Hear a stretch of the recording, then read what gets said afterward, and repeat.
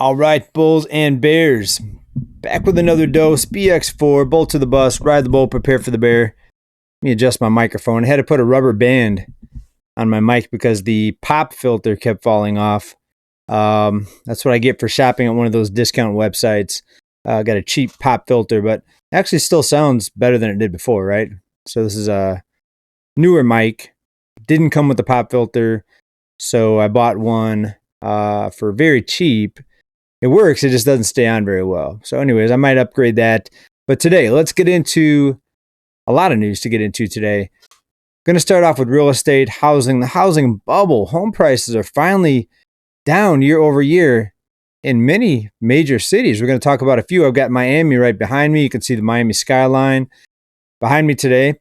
And that's because that's the city that's seeing the biggest year over year price decline. Now, there's various reports that have different cities leading the way as far as price declines. We're going to talk about what Realtor is putting out from Realtor.com. And we just saw prices hit all-time highs in the summer when you compile nationwide the overall median home price across the nation, averaged out basically.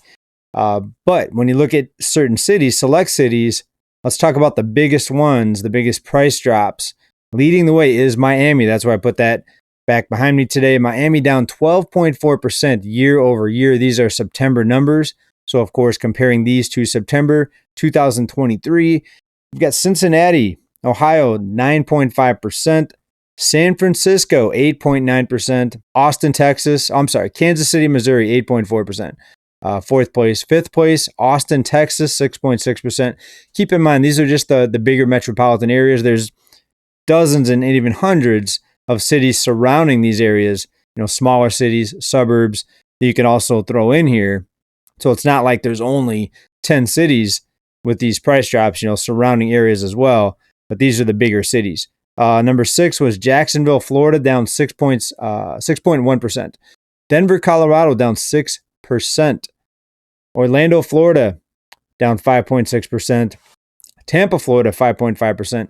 Nashville, Tennessee, 5.4%. So a combination of some of the cities that saw large inflows of people, especially since 2020, people getting out of the bigger cities in the coastal areas, going to places like Cincinnati, Kansas City, Austin, Texas, tons of cities in Florida. Well, now you've got the exodus from Florida because the cost of living now is higher there than what it was even a few years ago in California. So Florida used to be affordable, and now it's more like a typical coastal state. But now throw on the hurricanes on top of that and all the damage, the increase in the home insurance premiums and car insurance, because remember, tens of thousands, if not hundreds of thousands of cars were flooded. We've yet to see the final numbers. The bottom line is people living in Florida, especially people that bought just in the past few years at the height of the housing market, are going to be in big, big trouble and very deep underwater. We could see the beginning of a housing correction start in Florida, and you could say it's already beginning by looking at these numbers. A lot of people would say that the 12% price decline in Miami year over year is significant enough to be called a housing correction. Now, will it last, or will they find new ways to keep the home prices propped up with more creative ways to get people into homes? Down payment assistance, government coming in and buying more mortgages than we've ever seen before. Even at the height of the 2007-2008 housing bubble, we didn't see the government coming in and buying as many mortgages as they are today. So there's just a couple examples of how they're keeping this housing market propped up. You also have institutional buyers, big money billionaire companies coming in, buying more homes now than back then. So you can see why the bubble has remained inflated for so very long. But will we see what's been playing out in the banking system finally come to fruition? We've got the lending requirement now that's been in place now for just a couple weeks, since the beginning of October. We've yet to see any major pullback in lending because of that. But remember, it's still too early to tell. If something was just implemented a couple weeks ago, we may not see this play out for a couple more months. And of course, that's going to get us through November. But I see some other things happening before the end of October still. So remain vigilant, remain cautious. Remember, we've got the BRICS nations coming to their annual meeting this month, I believe from October 22nd through October 24th. Could there be an announcement from that meeting out of these alliance nations? Could there be an announcement that's going to shock markets, right? I wouldn't surprise me if there was. It wouldn't surprise me if there wasn't. All I'm saying is be prepared for anything. Now, let's talk about something that's been a consistent theme on this channel, and that's how the cost of living is affecting the general population, the working class, the middle class, and you can even say the poor people, right? Because now it's becoming blurred. The lines between the middle class and poor people are being blurred. A lot of middle class are only still in middle class or considered middle class because of the ability to borrow money. And we see people living beyond their means, taking out enormous loans in order to feel wealthier, I guess. That could be the word or the phrase to give it. But we've got more people now looting. We've seen the effects here in California with all these stores going out of business, even the 99-cent store going out of business. Well, now we have this report that came out a couple days ago. 4 in custody. This is Chicago. After thieves raid freight train on Chicago's west side, taking box after box. A lot of these from the videos that I saw were big screen TVs. And they literally pulled up to a road where it looks like a parking lot next to the railroad tracks. And looked like total hundreds of people grabbing boxes. Somehow they got one of the cargo cars open. Maybe they had bolt cutters. And they cut it open and they took a lot of boxes. It looked like big screen TVs. It looked like some pretty big ones. And that's just the latest. We've already seen this happening with jewelry stores and many other retailers having big trouble. We got Big Lots going out of business here in California and across the United States. I believe they just announced more store closures. I think it was 12 or anywhere, somewhere from 12 to 20. So it continues to get worse, just like we said would happen here. There's no sign of things getting easier or better, except for the minor correction that we've seen in home prices. But will that be enough to really help people that much? Home prices are still way overvalued. Even after a 12% correction year over year in Miami, if you look over just the past 5 years now, we're still up way over 50% in home prices in most of these metropolitan and surrounding areas. So not much relief, still more inflation than deflation, still higher prices versus lower prices. Even if you factor in the lower oil prices that have actually started going back up here recently, but still some relief compared to the peak that we saw, I believe, in mid 2022. But speaking of inflation, we've got some analysis out here, and I'll let you decide if this is legitimate or not. But basically, they're saying, this is the Wall Street Journal. I'll let you decide if this is correct or accurate or not here. We've got the Wall Street Journal. Economists say inflation and deficits will be higher under Trump than Harris. In the Wall Street Journal survey, economists see Donald Trump's plans as more inflationary by a larger margin than in July when when Biden was on the ticket. So somehow they think Ms. Harris is going to tame inflation or bring prices down. I don't see either one of them bringing prices down, honestly, because of the policies that they're talking about, right? Tariffs is going to be inflationary. Now, could that bring more manufacturing back to the United States? Possibly, because the cost of imports is going to cost so much that manufacturing will rise here in the U.S. More companies will be motivated to make things here in the U.S., right? So that answers the question right there, right? So why would companies choose to manufacture here in the U.S. with tariffs being in place? Because it would be cheaper because they wouldn't have tariffs on their items. But that tells you the story right there. That means consumers are not going to be able to buy or will not buy these higher priced items that are imported. Therefore, the need for the manufacturing in the U.S. So the fact that they're saying, in this case, the right wingers are saying that this will bring jobs back, basically that's admitting that people will not buy these higher priced imports or won't be able to afford the imports, right? So basically, they're admitting that there will be inflation. But is inflation what we need to bring jobs back? Do we need higher priced foreign goods? Remember, for decades, we've had ultra cheap items imported from many countries that have a lower cost of living. Look at China, and a lot of other details behind that and why it's so cheap to manufacture things there. Politico, a little known factor driving up housing costs. Dirty money. I thought this was interesting. Dirty money is a major but little recognized contributor to our housing affordability crisis. The nation's housing affordability crisis has become so acute that even our presidential candidates are paying attention to it. The scary part is they're saying the number of housing units in the nation has grown faster than the number of households since the turn of the century. So something else is happening is what they're saying. And what they're saying is dirty money that's driving up prices.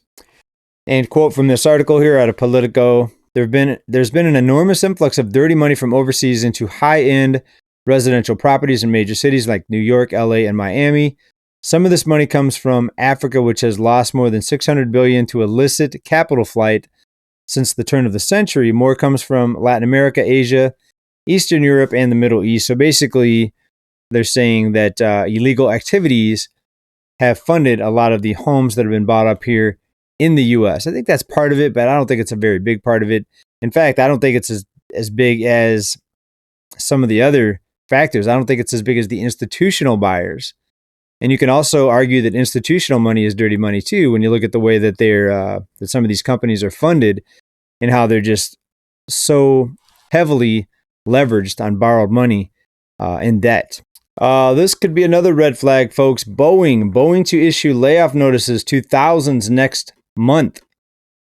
And a union source is saying that. So we're told that there's been record travel and record demand for flights and travel, but yet Boeing laying off thousands next month. If it's Boeing, I ain't going. Remember that? All the drama and all the situations that arose with Boeing airliners and those dangerous things that were happening with the repairs or lack of repairs in this case. Boeing will send 60-day notices in mid-November to staff being made redundant as part of a plan announced last week to cut 17,000 jobs, as the debt-laden plane maker or engineering union spokesperson in one industry source said on Monday. The worker adjustment and retraining notifications, which gave workers 60 days notice prior to ending their employment, will be issued to thousands of employees in Boeing's commercial aviation division, who will then leave the company in mid-January. So 60-day notice is actually pretty nice, because sometimes you don't even get a notice. You just get a notice, but sometimes it's like the same day notice, like pack up your box, pack up your desk, and leave. A couple other things, though, I wanted to get into today.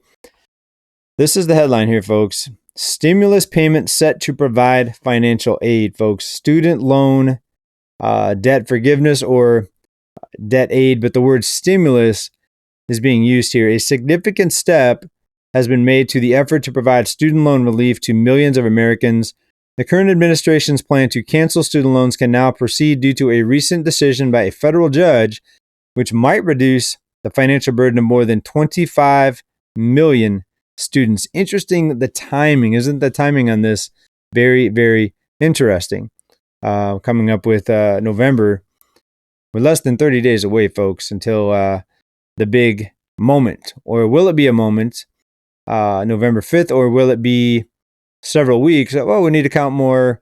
We need to count more of the ballots, etc. We're going to find out, folks. We're going to find out what chaos is going to arise from this, what unrest is going to arise from this. I've said here before, that's one of the black swans I see coming up here in the very near future, obviously, because I don't think any side is going to admit defeat. I think they're going to say the other side cheated. There's going to be demands for recounts. There's going to be people getting very, very upset because people that watch a certain news channel on the left side and people that watch a certain news channel on the right side are going to think that the other side basically cheated. So you see what they're doing? They're getting everybody fighting against each other, while the bankers that run everything, they're laughing. They're laughing because nobody's paying attention to the amount of fake money that's being pumped into the economy, how the numbers are phony and fake, how the jobs numbers have been downsized or backwards revised to almost 1 million jobs over the past year that they said were created, were actually not created, right? And many of those jobs were just people that had lost their jobs re-entering the workforce, and then people getting second and third jobs, part-time jobs, etc., gig economy jobs. So the whole thing is a sham, but people are going to be fighting over, who won, who cheated, who didn't cheat. You see, this is all. That's why I think this is all a game, folks. I think it's all theater. It's all theater to keep people pointing to the other side, and it's political games, is what it is. And they're using this to cover up the complete economic mess and economic nightmare, financial nightmare that so many people are in. Again, we've said this before, and we've got to remind everybody as often as possible, because this is the backbone. This is the key. This is the U.S. consumer. 70% of GDP is the U.S. consumer. That's actually been downsizing, though. People have been slowing down on their spending. Now it's more government spending, and you've noticed more government jobs being added here in the past few months in the jobs numbers. You also see more government spending on the defense budget, and in this case, offense, funding wars, weaponry, etc. So more government spending. But you notice what's happening here, folks. Things are falling apart. They're just finding ways to keep the numbers looking good enough to keep confidence from collapsing. But when you look at the surveys, people are looking at their own financial situations, regardless of what the numbers are coming out of the news. They're looking at their own budgets, their own wallets, if you will. And they're saying, we're scared. People are saying, we're scared. We don't know how we're going to get by if this continues, if we don't start seeing some sort of relief. And again, I don't see much relief being discussed out of either of the sides of the political aisle. Maybe you do, though. Maybe you do see something I don't. Maybe you've got hope that something big is going to change with one of these two people. Things will change, but really the big picture is going to be more debt, more deficits. We're creating, $1 trillion in debt now every 100 days. And the interest on the debt is going to eclipse the GDP pretty soon. Or has it already? I'll let you know next report, folks. But anyways, what do you guys think about all this? The 10 cities, and remember the surrounding areas also seeing home price declines down year over year, with Miami over 12% leading the way. Is it the start of something bigger, or will they just find new ways to keep the bubble inflated? I think you know what my answer is. But let me know what you think. Or will we see something big come up out of the BRICS meeting coming up this month? New banking rules in place this month. Folks, a lot going on, a lot of things to keep an eye on. Make sure you are subscribed. Very important time to stay ahead of the financial economic curve. And we hope to see you back on this channel very soon. Keep stacking, everybody. Bye for now. Peace.